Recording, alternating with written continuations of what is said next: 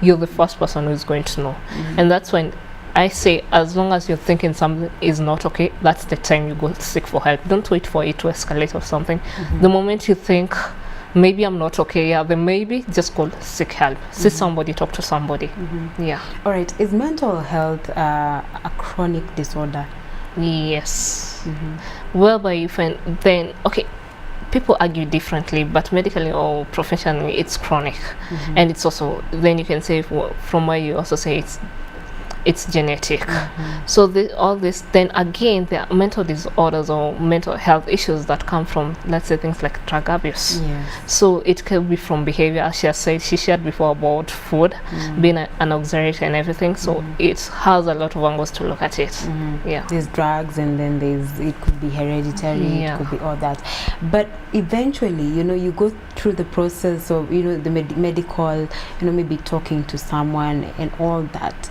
Can you get to a point where it completely, ends and you go back to completely being normal, totally and completely? What people say in most cases, when you see people think mental health is the end product, simple stress, whether you're having a bad day with your boss or something, that's what piles up, work-related stress, or maybe school, young people are going to school, those small basics, maybe you fail in your exam, that's what comes back, you don't have a job, you job hunting as the young people, that's what's going to lead into depression. The next time maybe you're in alcoholism or you're doing drugs, you're cutting yourself up or doing something, so it's preventable. When you notice it at the early stages, it's manageable actually. And most of the mental health issues that maybe even lead to suicide could be prevented. And when we're talking about prevention, Jazzy, she gave us the example that we need to talk about it more, because in the Western they talk about it a lot more. Here it's not talked about a lot, and she even talked about going to high schools and creating awareness. Maybe from your experience, because you have quite experience in this field, what are the other preventive measures that you think are very important that we as a society, we as a country, we as a continent need to put in place? One, I think education, we need to learn. Coming from an African society where mental health was not in our culture, and if you found somebody with mental health, they used to be isolated, and nobody, growing up when nobody even spoke about mental health, becomes a bit difficult. But if you ask the grown-ups, when was the first episode maybe with a mental health issue, some of them say high school, or maybe when did you first see somebody with a mental health issue, is when they were young. So talking about it in education, then we need to find a common ground where people can understand, because as an African society we don't have terms for things like bipolar. It's not even in Swahili. So not trying even to explain to somebody this could be it becomes a bit hard. But I think basically we need education, because if you have education, it becomes a bit easy for you to even say I'm suffering from this or I'm undergoing this, because if you don't know about something, it's hard even to look for help. So education plays a huge role. All right. So that's possibly what we should start with. Awareness. Prevention is definitely better than cure. But let's just move on and talk about this month being a mental health awareness month. And as Jitunze, what exactly are you guys doing?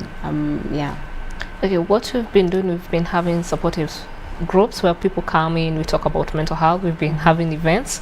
Actually, even on next Monday, we're having an event themed on men. But it's called Masculinity Monday, where men get just to come and talk about their issues, what they undergo through. Basically, this is what we undergo through, this is what leads to a depression or anything. So it's been more of awareness creation and events, holding events and support groups. So this event is mainly about men, and we've had men hardly talk about issues. Is that what the main thing that drove you to have this particular event for just men? It's basically it's the theme is men, but even women can come in and listen. Like, how do you support your brother, your sister, your spouse, somebody you're dating, if they have a mental health issue, if they're maybe saying I'm suicidal, how do you even, because most people, one thing I've come to learn, most people, if somebody tells you I'm suicidal, what next? Most people don't even know how to handle it. So basically it's seeing the signs, because men don't speak, and men would say, they'll say like kujikaza, how men are supposed to be African, strong and provide and do everything. Most men won't speak. So basically it's coming to starting the conversation. Guys need to speak, because by the end of the day most men are committing suicide, most people are going into depression and everything. So it's just setting up the pace and starting a conversation. It happens and it's okay not to be okay. Let's speak about this and get help. All right, that is amazing. So you're saying on Monday you have an event? Yeah, on Monday it will be at Bazaar in the CBD Nairobi, 5th floor at the American Corner Space. From in the evening from 5 to 8 p.m. Yeah, and All right. everybody is invited. And everybody is invited. Okay, Yeah. so you know, we're talking about people coming and talking. How important is talking when you're going through a mental health disorder? Okay, with the Understand. stigmatization that we have in Africa and in Kenya specific, talking plays a huge role, whereby if you find most people who have spoken about mental health, you find people coming. The moment I decided maybe to start even posting on my social media or talking about it, it happens. You find that even friends I didn't know personally at a personal level, I never knew they were undergoing something. People get to share, I'm undergoing this, where should I look for help? People will feel more comfortable speaking to somebody who is undergoing whatever. Maybe they feel, if I say I have depression, or let's say your friend says they have this, people will find this one will understand, because at times people feel there's no one to talk to. Yeah. How expensive or how cheap is getting a therapist or a psychologist? I'd like to paying for pose it this way. How expensive is it to see a doctor? Because Yeah. people get to see a psychologist. People go to school for this thing and everything. So they're clinical psychologists. These are medically people who've gone to school to learn about this.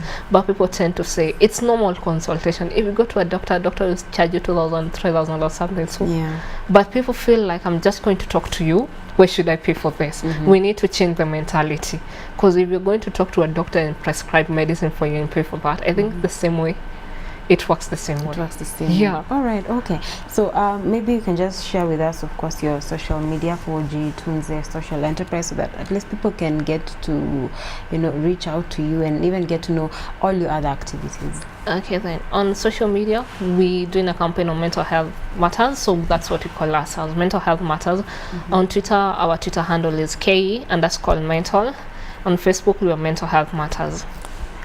All right, okay. Thank you so much for coming, you know, and just sharing with us, of course, you know, ways to you know, notice if someone is going through this, because a lot of people are not able to do it. Guys, you've had this an event on Monday. You can be part of it. G254 Social Enterprise. You know, just go there and listen in, because you never know. It could be your brother, it could be your sister, it could be yourself who could be suffering from this. And Grace Kinuthia, who's a counselor, is telling us that. Well, of course, Real Talk comes to an end right now. But thank you so much, you know, for sharing with us your time this morning, and even sharing with us on social media. We will be able to respond, of course, to you, even any other questions that you might be having.